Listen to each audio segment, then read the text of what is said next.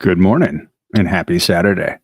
So, I don't know what your screen looks like, but my screen looks way different than it usually does because now I've got like landscape orientations and portrait orientations. So, all that to say, if something isn't working quite right for you, let me know. I'm not sure I'm going to know how to fix it, but it'd be good for me to know and maybe I'll figure it out. So, chapter 10, The Marauder's Map. Madame Pomfrey insisted on keeping Harry in the hospital wing for the rest of the weekend. This dude is always getting detained. Always getting detained.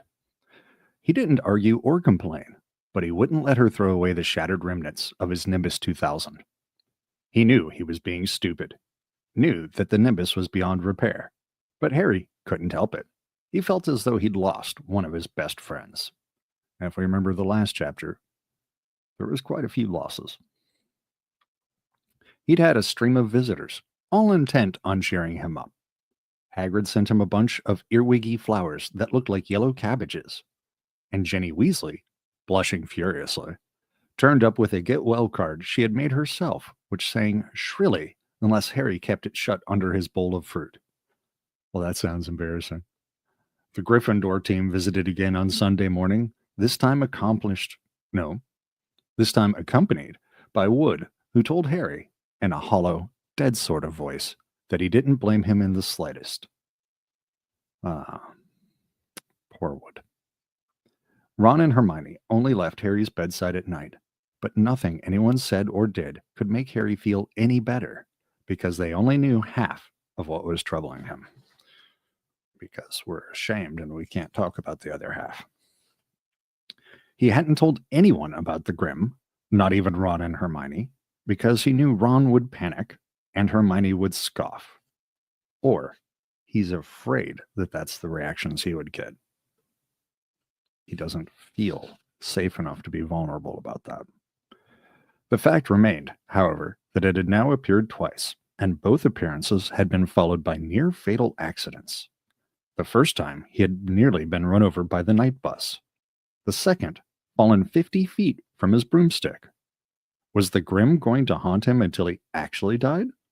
Was he going to spend the rest of his life looking at his... blah, blah, blah. Was he going to... Man, more coffee. Was he going to spend the rest of his life looking over his shoulder for the beast? And then there were Dementors. Harry felt sick and humiliated every time he thought of them. Yep. Everyone said that the Dementors were horrible, but no one else collapsed every time they went near one. No one else heard echoes in their head of their dying parents. Sounds like somebody's feeling really singled out.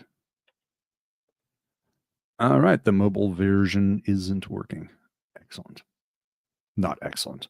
I don't know how to fix that in a live stream, but I will check that out after the broadcast. And good morning. Is any version working? Get back to me on that, if you don't mind. For Harry knew who that screaming voice belonged to now. He had heard her words, heard them over and over again during the night hours in the hospital wing while he lay awake, staring at the strips of moonlight on the ceiling.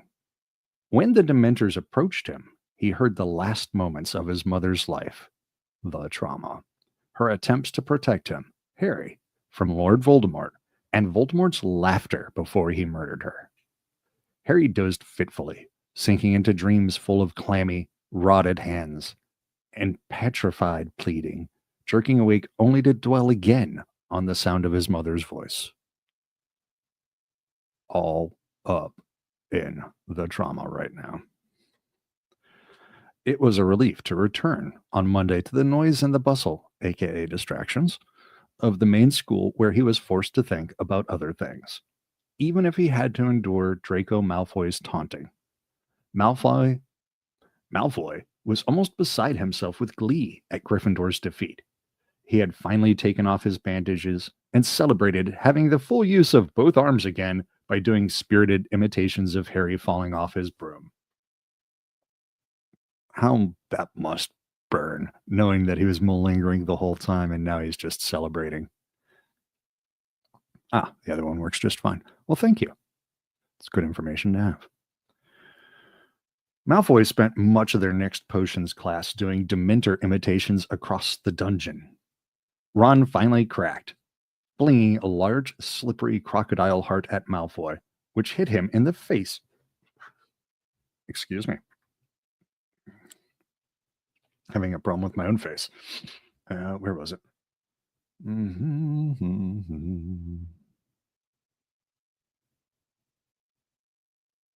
Ah, yes.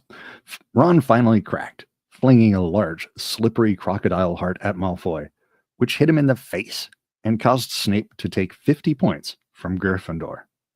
50 points used to be a big deal. We're deducting 50 points pretty quick nowadays.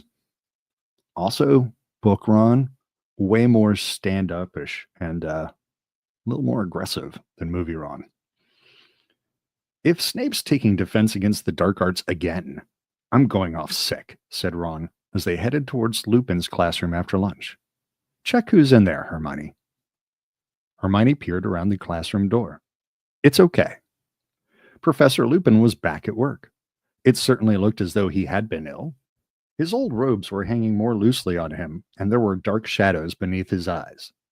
Nevertheless, he smiled at the class as they took their seats, and they burst at once into an explosion of complaints about Snape's behavior while Lupin had been ill. Well, what does that tell us about Lupin's relationship with the kids, where they're feeling like they're going to vent about how awful Snape was, to another teacher who's still fairly new?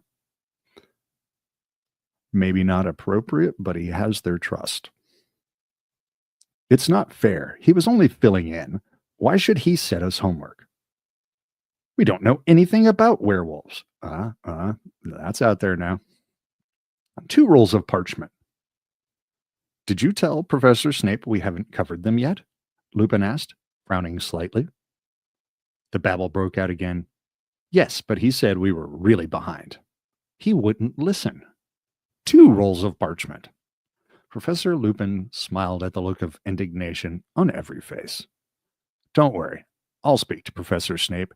You don't have to do the essay. Oh, no, said Hermione, looking very disappointed. I've already finished it. That was my patented Phoebe from Friends. Oh, no, by the way. They had a very enjoyable lesson. Professor Lupin had brought along a glass box containing a hinky punk, a little one-legged creature who seemed as though he was made of wisps of smoke, rather frail and harmless looking. I do say I've had to say words during this read, of this series that I never thought I would have to say aloud. Lures travelers into bogs, said Professor Lupin as they took notes. You notice the lantern dangling from his head? Hops ahead. People follow the light. Then the hinky punk made a horrible squelching noise against the glass. Ew. It was gross sounding. Excuse me for a moment while I have a coffee and check the messages.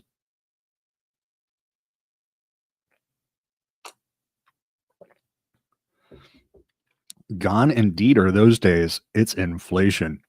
I guess they had a post-COVID price raise in house points. When the bell rang, everyone gathered up their things and headed for the door, Harry amongst them. But, wait a moment, Harry, Lupin called. I'd like a word.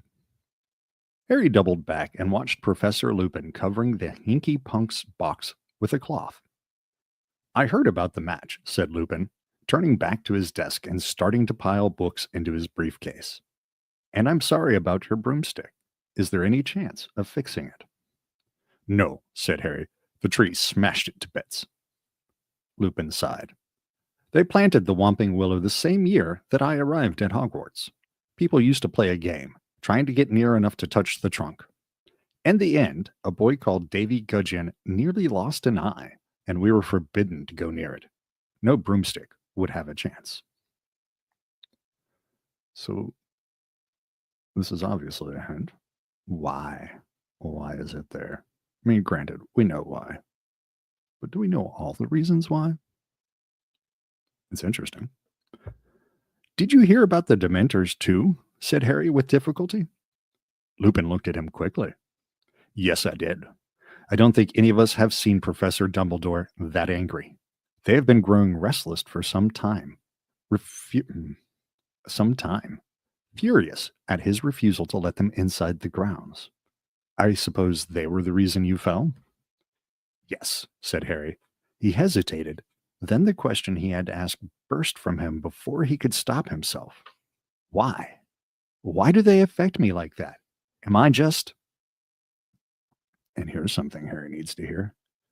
It has nothing to do with weakness, said Professor Lupin sharply, as though he had read Harry's mind. The Dementors affect you worse than the others because there are horrors in your past that the others don't have. If you hold that the Dementors are a metaphor for depression or panic attacks, it does make a lot of sense. A ray of wintry sunlight fell across the classroom, illuminating Lupin's gray hairs and lines on his young face. Dementors are among the foulest creatures that walk this earth. They infest the darkest, filthiest places. They glory in decay and despair. They drain peace, hope, and happiness out of the air around them. Even muggles feel their presence, though they can't see them. Get too near a Dementor, and every good feeling, every happy memory will be sucked out of you. If it can, the Dementor will feed on you long enough to reduce you to something like itself, soulless and evil. You'll be left with nothing but the worst experiences of your life. And the worst that has happened to you, Harry, is enough to make anyone fall off their broom. You have nothing to feel ashamed of. Boom. Good message there from Lupin. It's also a good message for anyone that's been hurt. When they get near me, Harry stared at Lupin's desk, his throat tight. I can hear Voldemort murdering my mom. Lupin made a sudden motion with his arm as though he had made to grip Harry's shoulder, but thought better of it. There was a moment's silence then. Yeah, he was about to offer some paternalistic support there, but it's complicated. Why did they have to come to the match? Harry said bitterly. They're getting hungry, said Lupin coolly, shutting his briefcase with a snap. Dumbledore won't let them into the school, so their supply of human prey has dried up. I don't think they could resist the large crowd around the Quidditch pitch. All that excitement, emotions running high. It was their idea of a feast. This makes no sense at all. This would be like hiring a bunch of convicted sex offenders to guard a college sorority. This is stupid as a plan. Azkaban must be terrible, Harry muttered. Lupin nodded grimly. The fortress is set on a tiny island, way out to sea, but they don't need walls and water to keep the prisoners in, not when they're all trapped inside their own heads, incapable of a single cheerful thought. Most of them go mad in weeks. But Sirius Black escaped from them, Harry said slowly. He got away. Lupin's briefcase slipped from the desk. Sorry, I'm not being particularly smooth today. He had to stoop quickly to catch it.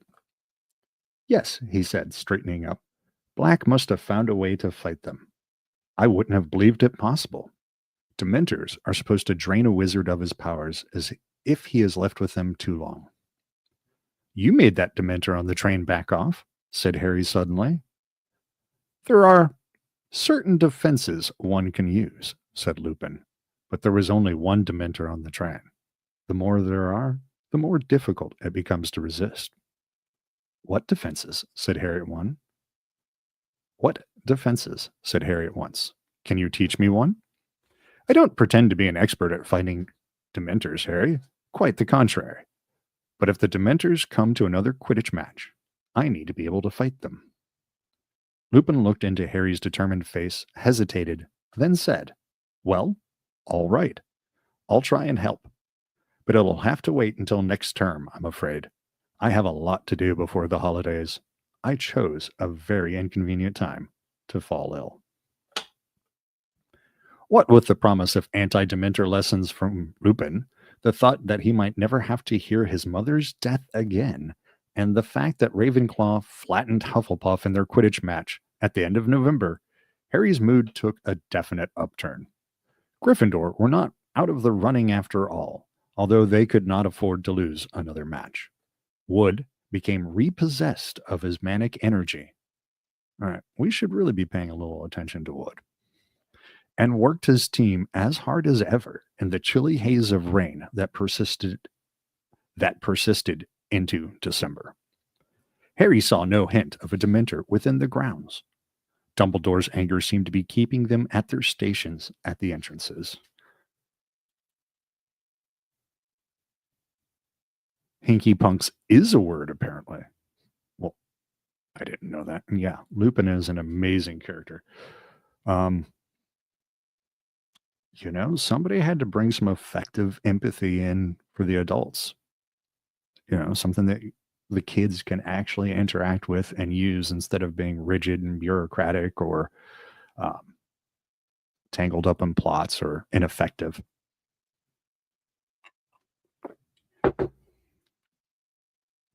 They needed somebody that could help them with their emotional containment and regulation.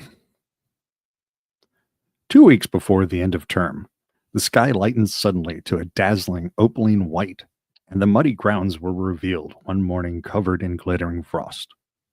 Inside the castle, there was a buzz of Christmas in the air. Professor Flitwick, the charms teacher, had already decorated his classroom with shimmering lights that turned out to be real, fluttering fairies. How did the fairies feel about this? The students were all happily discussing their plans for the holidays.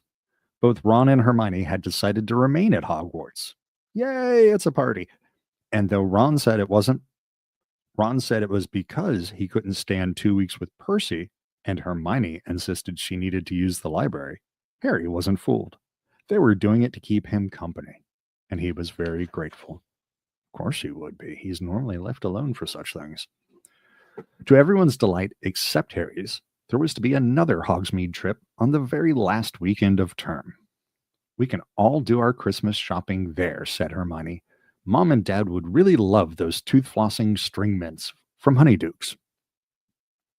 Resigned to the fact that he would be the only third year staying behind again, Harry borrowed a copy of Witch Broomstick from Wood and decided to spend the day reading up on the different makes. All right. So, most of us have been children. I know I was. And most of us have been left behind or not been allowed to do something that we wanted to do once or twice or several times. But keep in mind, we're talking about Harry Potter. We're talking about the kid who grew up in a locked cupboard under the stairs.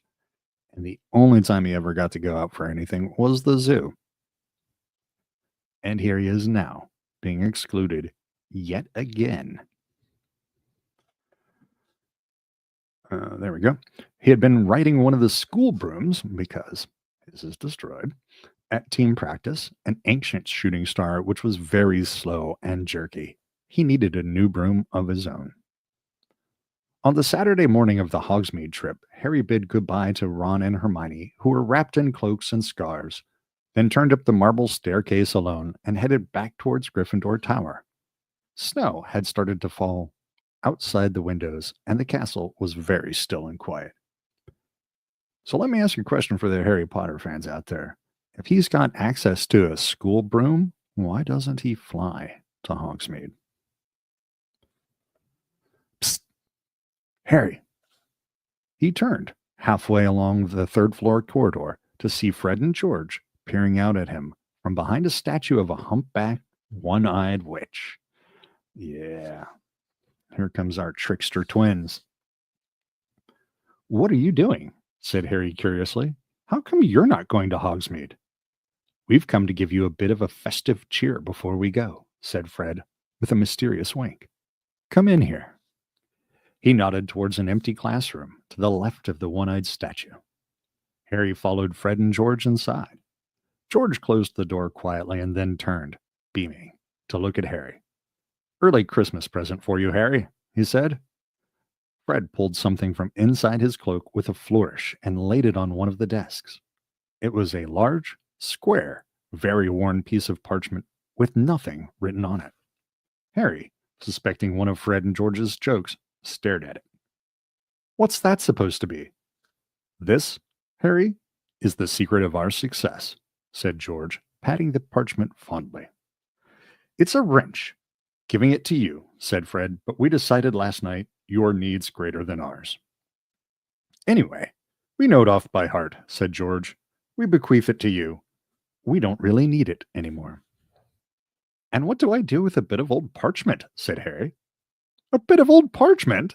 Said Fred, closing his eyes with a grimace, as though Harry had mortally offended him. Explain, George. Well, when we were in our first year, Harry, young, carefree, innocent. Harry snorted. He doubted whether Fred and George had ever been innocent. Well, more innocent than we are now. We got into a spot of bother with Filch. We let off a dung bomb in the corridor, and it upset him for some reason. So he hauled us off to his office and started threatening us with the usual detention, disembowelment, and we couldn't help noticing a drawer in one of his filing cabinets marked confiscated and highly dangerous. Okay, I couldn't even stay out of that, and I'm generally law-abiding. Don't tell me, said Harry, starting to grin. Well, what would you have done? Said Fred. George caused a diversion by dropping another dung bomb. I whipped the drawer open and grabbed this. It's not as bad as it sounds, you know, said George. We don't reckon Filch ever found out how to work it. He probably suspected what it was, though, or he wouldn't have confiscated it. And you know how to work it? Oh, yes, said Fred, smirking. This little beauty's taught us more than all the teachers in this school. You're winding me up, said Harry, looking at the ragged old bit of parchment. Oh, are we? Said George. He took out his wand, touched the parchment lightly, and said, I solemnly swear that I am up to no good. And if you'll excuse me for a second, I'll have some more coffee. Thank you. And at once, thin ink lines began to spread like a spider's web from the point that George's wand had touched. They joined each other, they crisscrossed, they fanned into every corner of the parchment.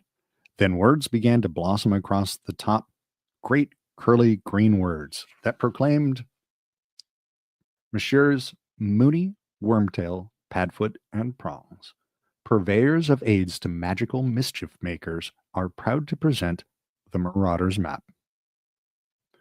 It was a map showing every detail of the Hogwarts castle and grounds, but the truly remarkable thing was the tiny ink dots moving around it, each labeled with a name in minuscule writing. Astounded, Harry bent over it. A labeled dot in the top left corner showed that Professor Dumbledore was pacing his study. The caretaker's cat, Mrs. Norris, was prowling the second floor, and Peeves the poltergeist was currently bouncing around the trophy room. As Harry's eyes traveled up and down the familiar corridors, he noticed something else. This map showed a set of passages he had never entered, and many of them seemed to lead right into Hogsmeade, said Fred, tracing one of them with his finger. There are 7 in all. Now, Filch knows about these 4, he pointed them out, but we're sure we're the only ones who know about these. Don't bother with the one behind the mirror on the 4th floor. We used it until last winter, but it's caved in, completely blocked. And we don't reckon anyone's ever used this one because the whomping willows planted right over the entrance. But this one here, this one leads right into the cellar of Honeydukes. We've used it loads of times. And as you might have noticed, the entrance is right outside this room, through that one-eyed old crone's hump. Mooney, Wormtail, Padfoot, and Prongs, sighed George, patting the heading of the map. We owe them so much. Noble men working tirelessly to help a new generation of lawbreakers, said Fred solemnly. Well, you know, some of them are still working. Right, said George briskly. Don't forget to wipe it after you used it, or anyone can read it, Fred said warningly. Just tap it again and say, mischief managed, and it'll go blank. So, young Harry, said Fred in an uncanny impersonation of Percy, mind you behave yourself. See you in Honeydukes, said George, winking. They left the room, both smirking in a satisfied sort of way. Harry stood there, gazing at the miraculous map. He watched the tiny ink Miss Norris turn left and pause to sniff at something on the floor. If Filch didn't know, he wouldn't have to pass the Dementors at all. But even as he stood there, flooded with excitement, something Harry had once heard Mr. Weasley say come floating out of his memory. Never trust anything that could think for itself if you can't see where it keeps its brain. Yeah, I believe we called that out last time that came up. We were talking about AI. This map was one of those dangerous magical objects Mr. Weasley had been warning about. Yes. And in a more symbolic sense, this map is freedom for Harry. He has been given a supernatural aid to help him on his quest. He's already had a call to action. He's had a call to adventure, and now he's been given a supernatural aid. There's not too many more elements that need to be set in place just yet. Aids to magical mischief makers. But then, Harry reasoned, he only wanted to use it to get into Hogsmeade. It wasn't as though he wanted to steal anything or attack anyone, and Fred and George had been using it for years without anything horrible happening. Harry traced the secret passage to Honeydukes with his finger. All right, so we've already forgotten the warnings. We thought it through for 10 seconds. We're like, it must be safe. It can't be dangerous. This is why we don't let teenagers sign contracts. Harry traced the secret passage to Honeydukes with his finger. Then, quite suddenly, as though following orders, he rolled up the map, stuffed it inside his robes, and hurried to the door of the classroom. All right, let's just replay that back. Quite suddenly, as though following orders. He opened it a couple of inches. There was no one outside. Very carefully, he edged out of the room and slipped behind the statue of the one-eyed witch. What did he have to do? He pulled out the map again and saw, to his astonishment, that a new ink figure had appeared upon it, labeled Harry Potter. This figure was standing exactly where the real Harry was standing, about halfway down the third-floor corridor. Harry watched carefully. His little ink self appeared to be tapping the witch with his miniature wand. Harry quickly took out his real wand and tapped the statue. Nothing happened. He looked back at the map. The tiniest speech bubble had appeared next to his figure. The word inside said, Descendium. Descendium, Harry whispered, tapping the stone witch again. All right, this map is helping him out tons. I mean, it's like having cheat code in your pocket. We get all kinds of access. At once, the statue's hump opened wide enough to admit a fairly thin person. Harry glanced quickly up and down the corridor, then tucked the map away again, hoisted himself into the hole head first, and pushed himself forwards. He slid a considerable way down what felt like a stone slide, then landed on a cold, damp earth. He stood up, looking around. It was pitch dark. He held up his wand, muttered, Lumos, and saw that he was in a very narrow, low, earthy passageway. He raised the map, tapped it with the tip of his wand, and muttered, Mischief managed. The map went blank at once. He folded it carefully, tucked it inside his robes, then, heart beating fast, both excited and apprehensive, he set off.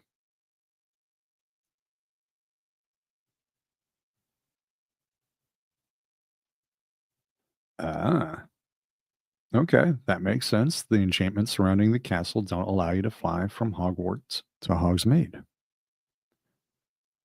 And then the Dementors are still a problem. Yeah, that makes sense. The passage twisted and turned, more like the burrow of a giant rabbit than anything else. Harry hurried along it, stumbling now and then on the uneven floor, holding his wand out in front of him. It took ages, but Harry had the thought of Honeydukes to sustain him. This kid needs a butterbeer. That's what's happening here. After what felt like an hour, the passage began to rise. Panting, Harry sped up, his face hot, his feet very cold. 10 minutes later, he came out of the foot of some worn stone steps which rose out of sight above him. 10 minutes is a long time to be fumbling through a uncomfortable, gross tunnel, by the way. Careful not to make any noise, Harry began to climb. 100 steps. 200 steps. He lost count as he climbed, watching his feet. Then, without warning, his head hit something hard. It seemed to be a trapdoor. Harry stood there, massaging the top of his head, listening. He couldn't hear any sounds above him. Very slowly, he pushed the trapdoor open and peered over the edge. He was in a cellar which was full of wooden crates and boxes. Harry climbed out of the trapdoor and replaced it. It blended so perfectly with the dusty floor that it was impossible to tell it was there. Harry crept slowly towards the wooden staircase that led upstairs. Now he could definitely hear voices, not to mention the tinkle of a bell and the opening and shutting of a door. Wondering what he ought to do, he suddenly heard a door open much closer at hand. Somebody was about to come downstairs. "And get another box of jelly slugs, dear. They've nearly cleaned us out," said a woman's voice. A pair of feet was coming down the staircase. Harry leapt behind an enormous crate and waited for the footsteps to pass. He heard a man shifting boxes against the wall opposite. He might not get another chance. Quickly and silently, Harry dodged out from his hiding place and climbed the stairs. Looking back, he saw an enormous backside and a shiny bald head buried in a box. Harry reached the door at the top of the stairs, slipped through it, and found himself behind the counter of honeydukes. He ducked, crept sideways, and then straightened up. All right, so this is not a risk-free entrance. You've got to be able to blend by going through the staff areas. Oof. Honeydukes was so crowded with Hogwarts students that no one looked twice at Harry. He edged amongst them, looking around, and suppressed a laugh as he imagined the look that would spread over Dudley's piggy face if he could see where Harry was now. There were shelves upon shelves of the most succulent-looking sweets imaginable.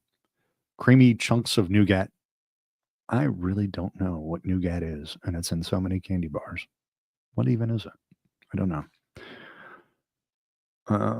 It's usually not what I'm there for, though. I can tell you that. Got distracted by nougat. There we go. Shimmering pink squares of coconut ice. Fat, honey-colored toffees. Oh, I do like toffee. Hundreds of different kinds of chocolate in neat rows.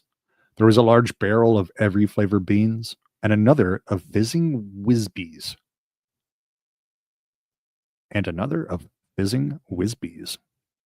The levitating sherbet balls that Ron had mentioned. Along yet another wall were special effects sweets. Trouble's best blowing gum, which filled a room with bluebell-colored bubbles that refused to pop for days. The strange, splintery, tooth-flossing string mints. Tiny black pepper imps. Breathe fire for your friends. Ice mice. Hear your teeth chatter and squeak. Peppermint creams shaped like toads. Hop realistically in the stomach. Oh, God. Fragile sugar spun quills and exploding bonbons. Harry squeezed himself through a crowd of 6 years and saw a sign hanging in the furthest corner of the shop. Unusual tastes. Ron and Hermione were standing underneath it, examining a tray of blood-flavored lollipops. Harry sneaked up behind them. "Erg, no. Harry won't want one of those. They're for vampires, I expect," Hermione was saying. "Excuse me. How about these?" said Ron, shoving a jar of cockroach cluster under Hermione's nose. "Definitely not," said Harry. Ron nearly dropped the jar. "Harry!" squealed Hermione. "What are you doing here? How? How did you—" "Wow," said Ron, looking very impressed. "You've learned to apparate." "Of course I haven't," said Harry. He dropped his voice so none of the sixth years could hear him and told them all about the Marauder's map. "How come Fred and George never gave it to me?" said Ron, outraged. "I'm their brother." But Harry isn't going to keep it, said Hermione, as though the idea was ludicrous. He's going to hand it in to Professor McGonagall. Aren't you, Harry? I just want to come back to the fizzing Whizbees because that just seemed like fun. Let me try this real quick. And another of fizzing Whizbees, the levitating sherbet balls that Ron had mentioned. Good for all your special candy effects. Okay, I'm over it. Thanks. No, I'm not, said Harry. Are you mad? Said Ron, goggling at Hermione. Hand in something that good? If I hand it in, I'll have to say where I got it. That is a problem. Filch would know that Fred and George nicked it. Second problem. But what about Sirius Black? Hermione hissed. He could be using one of the passages on that map to get into the castle. The teachers have got to know. He can't be getting in through a passage, said Harry quickly. There are 7 secret tunnels on that map, right? Fred and George reckon Filch already knows about 4 of them. And the other 3, one of them's caved in, so no one can get through it. One of them's got the Whomping Willow planted over the entrance, so you can't get out of it. And the one I just came through, well, it's really hard to see the entrance to it down in the cellar, so unless he knew it was there.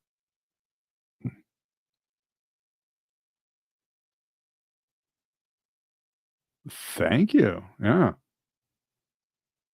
Sugar, honey, and egg whites. That doesn't sound like something I need in my diet. Fizzing Whizbees definitely sounds like a Wonka invention. Absolutely. Harry hesitated. What if Black did know the passage was there? Ron, however, cleared his throat significantly and pointed to a notice pasted on the inside of the sweet shop door. Let me get my bureaucratic voice on here. By order of the Ministry of Magic, customers are reminded that until further notice, Dementors will be patrolling the streets of Hogsmeade every night after sundown. This measure has been put in place for the safety of Hogsmeade residents and will be lifted upon the recapture of Sirius Black. It is therefore advisable that you complete your shopping well before nightfall. Merry Christmas. See, said Ron quietly, I'd like to see Black and try and break into Honeydukes with Dementors swarming all over the village. I don't want to be in the village with Dementors swarming all over the village. Anyway, Hermione, the Honeydukes owners would hear a break-in, wouldn't they? They live over the shop. Yes, but Hermione seemed to be struggling to find another problem. Look, Harry still shouldn't be coming into Hogsmeade. He hasn't got a signed form. All right, we're still respecting order and structure and the rules. It's the rules. If anyone finds out, he'll be in so much trouble. And it's not nightfall yet. What if Sirius Black turns up today? Now. He'd have a job spotting Harry in this, said Ron, nodding through the mullioned windows at the thick swirling snow. Come on, Hermione. It's Christmas. Harry deserves a break.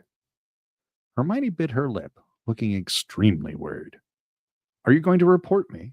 Harry asked her, grinning. Of course not. But honestly, Harry. Seen the fizzing Whizbees, Harry? Oh, there they are again, the fizzing Whizbees. Seen the fizzing Whizbees, Harry? Said Ron, grabbing him and leading him over to their barrel. And the jelly slugs. And the acid pops? Fred gave me one of those when I was 7. It burnt a hole right through my tongue. I remember Mom walloping with. I am struggling with this one so much. I remember Mom walloping him with her broomstick. Ron stared broodingly into the acid pop box. Reckon Fred'd take a bit of cockroach cluster if I told him they were peanuts. When Ron and Hermione had paid for all their sweets, the 3 of them left Honeydukes for the blizzard outside. Hogsmeade looked like a Christmas card. The little thatched cottages and shops were all covered in a layer of crisp snow. There were holly wreaths on the doors and strings of enchanted candles hanging in the trees. All right, now it looks like a Thomas Kincaid photo or picture.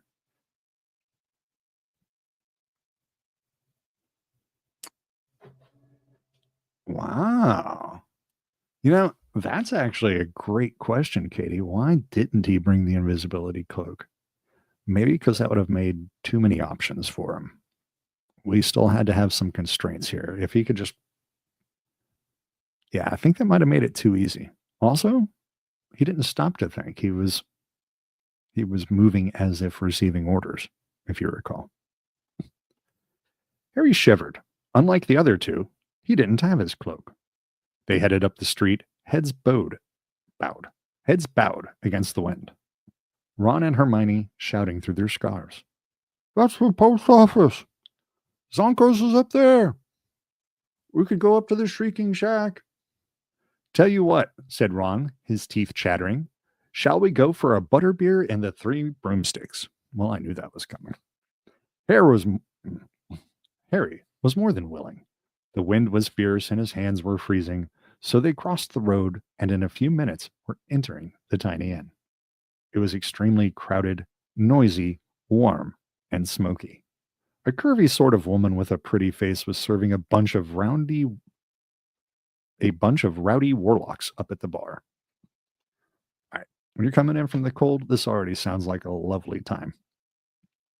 That's Madame Rosmerta, said Ron. I'll get the drinks, shall I? He added, going slightly red. Harry and Hermione made her way. I really appreciate everyone sticking with me today because I'm having a tough time. Harry and Hermione made their way to the back of the room where there was a small vacant table between the window and a handsome Christmas tree which stood next to the fireplace. Ron came back 5 minutes later carrying 3 foaming tankards of hot butterbeer. Happy Christmas, he said raisely. Happy Christmas, he said happily, raising his tankard. Harry drank deeply. It was one of the most delicious things he'd ever tasted and seemed to heat every bit of him from the inside. A sudden breeze ruffled his hair. The door of the 3 broomsticks had opened again. Harry looked over the rim of his tankard and choked. Oh, yeah, you in trouble now, boy. Professors McGonagall and Flitwick had just entered the pub in a flurry of snowflakes, shortly followed by Hagrid, who was deep in conversation with a portly man in a lime green bowler hat and a pinstriped cloak. Cornelius Fudge, Minister for Magic. In an instant, Ron and Hermione had both placed hands on the top of Harry's head and forced him off his stool and under the table. Dripping with butterbeer and crouching out of sight, Harry clutched his empty tankard and watched the teacher's and Fudge's feet move towards the bar, pause, then turn and walk right toward him. Somewhere above him, Hermione whispered, Mobiliarbus.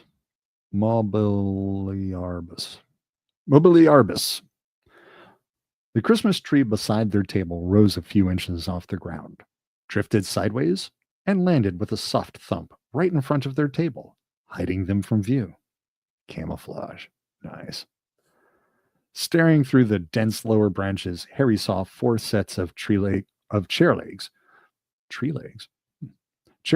move back from the table right beside theirs, then heard the grunts and sighs of the teachers and the minister as they sat down.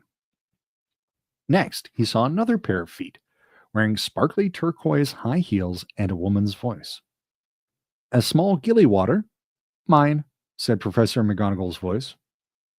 4 pints of mulled mead. Ta, Rosmerta, said Hagrid. A cherry syrup and a soda with ice and umbrella. Said Professor Flitwick, smacking his lips.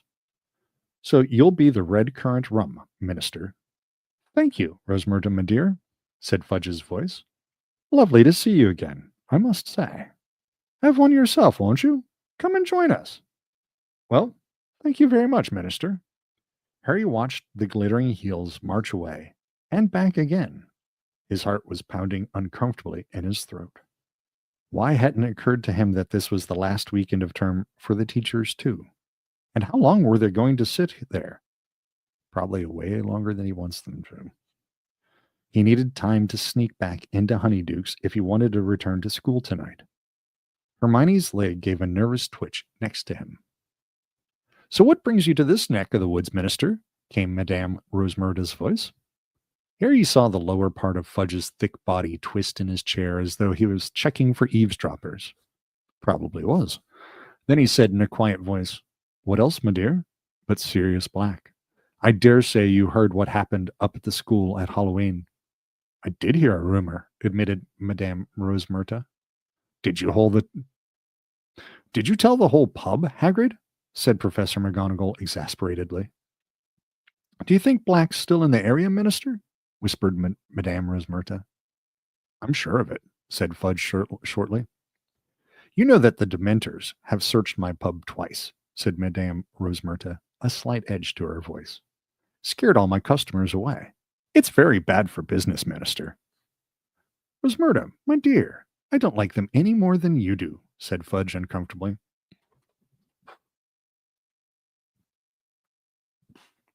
Excuse me. "Necessary precaution. Unfortunate. But there you are. I've just met some of them. They're in a fury against Dumbledore. He won't let them inside the castle grounds." "I should think not," said Professor McGonagall sharply. "How are we supposed to teach with those horrors floating around?" "Hear, hear," squeaked tiny Professor Flitwick, whose feet were dangling a foot from the ground. "All the same," demurred Fudge, "they are here to protect you all from something much worse. We all know what Black's capable of."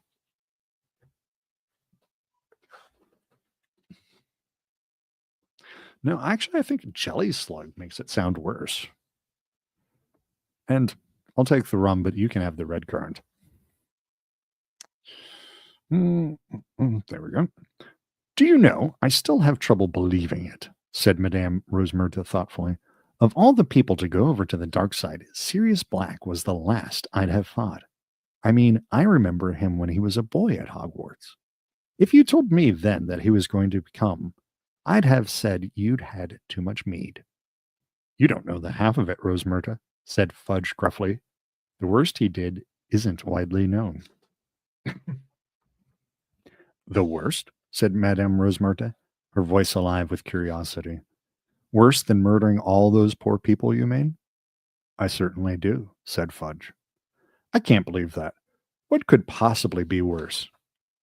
This is not something that Harry needs to hear. "I say, no, you say you remember him at Hogwarts, Rosemerta," murmured Professor McGonagall. "Do you remember who his best friend was?" "Naturally," said Madame Rosemerta with a small laugh. "Never saw one without the other, did you? The number of times I had them in here. Oh, they used to make me laugh. Quite the double act. Sirius Black and James Potter." Harry dropped his tankard with a loud clunk. Ron kicked him. "Precisely," said Professor McGonagall. "Black and Potter. Ringleaders of their little gang. Both very bright, of course. Exceptionally bright, in fact. But I don't think we've ever had such a pair of troublemakers." "I don't know," chuckled Hagrid. "Fred and George Weasley could give them a run for their money." "You'd have thought Black and Potter were brothers," chimed in Professor Flitwick. "Inseparable." "Of course they were," said Fudge. "Potter trusted Black beyond all his other friends. Nothing changed when they left school. Black was best man when James married Lily. Then they named him godfather to Harry. Harry has no idea, of course. You can imagine how the idea would torment him." I think Harry's under a lot of torment. Mm, calm, breathe, think. I think Harry is under a lot of torment right now because he's finding out things he didn't know about himself or his past or his family or any of his associations. And he's finding out that everybody else knew. So there's a literal boy who is suffering and not seen, and he's hiding under a table. And he's discovering that he is also a myth and unfinished family business, and everybody knows except for him. And the truth has been kept hidden from him. What would that do to your own sense of identity to discover that while hiding under a table because you're excluded yet again and you face very real consequences from Dementors, Sirius Black who's possibly trying to kill you, the school that wants to expel you, and the muggles that hate you. It's a lot of tightropes to walk. And we forgot about the evil lord who's trying to kill him as well. And he has to figure out who he is. Whew. Because Black turned out to be in league with you-know-who, whispered Madame Rosemerta. Worse even than that, my dear. Fudge dropped his voice and proceeded in a sort of low rumble. Not many people are aware that the Potters knew you-know-who was after them. Dumbledore, who was of course working tirelessly against you-know-who, had a number of useful spies. One of them tipped him off, and he alerted James and Lily at once. He advised them to go into hiding. Well, of course, you-know-who wasn't an easy person to hide from. Dumbledore told them that their best chance was the Fidelius charm. How does that work? Said Madame Rosemerta, breathless with interest. Professor Flitwick cleared his throat. An immensely complex spell, he said squeakily, involving the magical concealment of a secret inside a single living soul. The information is hidden inside the chosen person, or secret keeper, and is henceforth impossible to find. Useless, of course. Unless, of course, the secret keeper chooses to divulge it. As long as the secret keeper refused to speak, you-know-who could search the village where Lily and James were staying for years and never find them, not even if he had his nose pressed against their sitting room window. Oh, thanks.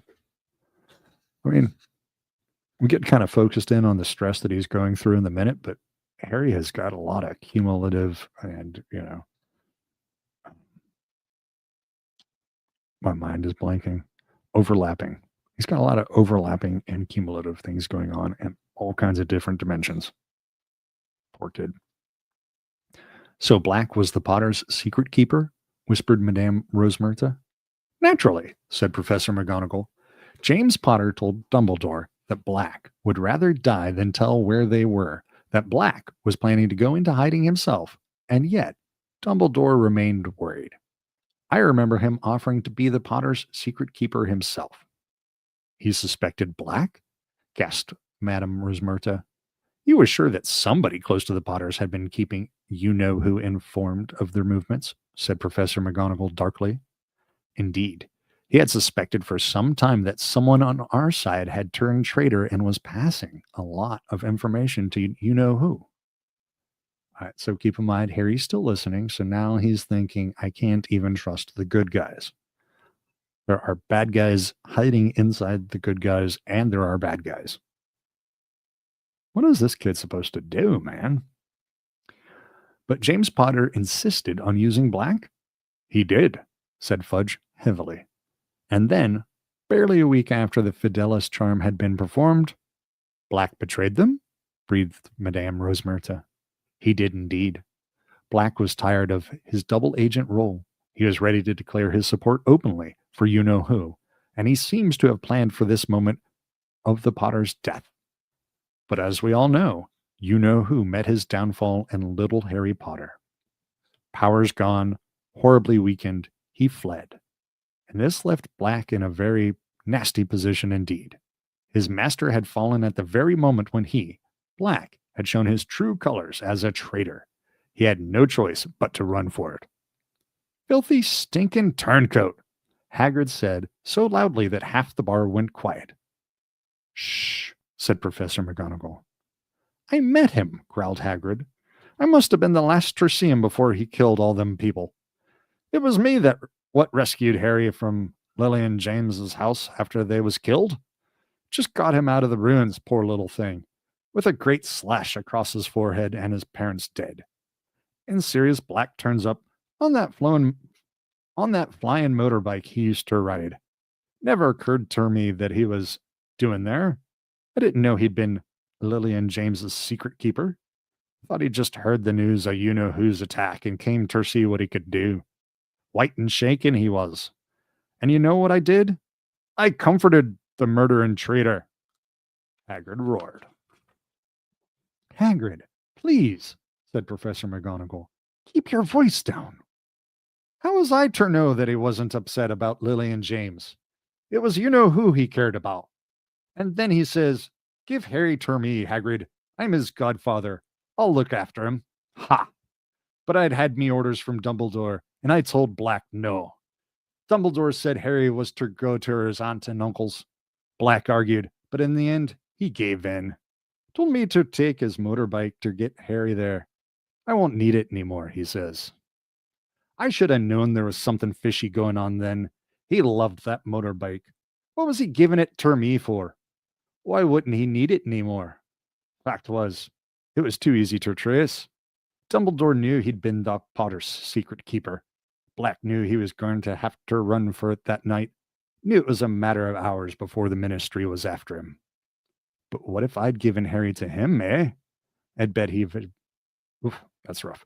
I bet he'd have pitched him off the bike halfway out to sea. I mean, 2 apostrophes and 5 letters, man. That was a tough one. Off the bike halfway out to sea. His best friend's son. But when a wizard goes over to the dark side, there's nothing and no one that matters to him anymore. A long silence followed Hagrid's story. Then Madame Rosmerta said with some satisfaction, but he didn't manage to disappear, did he? The Ministry of Magic caught up with him the next day. Alas, if only we had, said Fudge bitterly. It was not we who found him. It was little Peter Pettigrew, another of the Potter's friends. Maddened by grief, no doubt, and knowing that Black had been the Potter's secret keeper, he went after Black himself. Pettigrew, that fat little boy who was always tagging around after them at Hogwarts? Said Madame Rosmerta. Hero worshipped Black and Potter, said Professor McGonagall. Never quite in their league, talent-wise. I was often rather sharp with him. You can imagine how I regret that now. She sounded as though she had a sudden head cold. There now, Minerva, said Fudge kindly. Pettigrew died a hero's death. Eyewitnesses, muggles, of course, we wiped their memories later, told us how Pettigrew cornered Black. They say he was sobbing. Lily and James, serious, how could you? And then he went for his wand. Well, of course, Black was quicker, blew Pettigrew to smithereens. Professor McGonagall blew her nose and said thickly, Stupid boy. Foolish boy. He was always hopeless at dueling. Should have left it to the ministry. I tell you, if I'd got to Black before little Pettigrew did, I wouldn't have messed around with wands. I'd have ripped him limb from limb. Hagrid growled. You know, there is a lot of apostrophes in basically everything Hagrid says. You don't know what you're talking about, Hagrid, said Fudge sharply. Nobody but trained hit wizards from the magical law enforcement squad would have stood as trained hit wizards from the magical law enforcement squad. Wonder if they have like little bulletproof vests and stuff, little snazzy uniforms and blazers with big patches. I was junior minister in the Department of Magical Catastrophes at the time, and I was one of the first on the scene after Black murdered all those people. I will never forget it. I still dream about it sometimes. A crater in the middle of the street so deep it had cracked the sewer below. Bodies everywhere, muggles screaming, and Black standing there, laughing, with what was left of Pettigrew in front of him, a heap of blood-stained robes and a few fragments. Fudge's voice stopped abruptly. There was the sound of 5 noses being blown. Well, there you have it, Rosmerta, said Fudge thickly. Black was taken away by 20 members of the Magical Law Enforcement Patrol, and Pettigrew received the Order of Merlin First Class, which I think was some comfort to his poor mother. Black's been in Azkaban ever since. Well, that was a long passage. Let me grab some coffee and check the notes.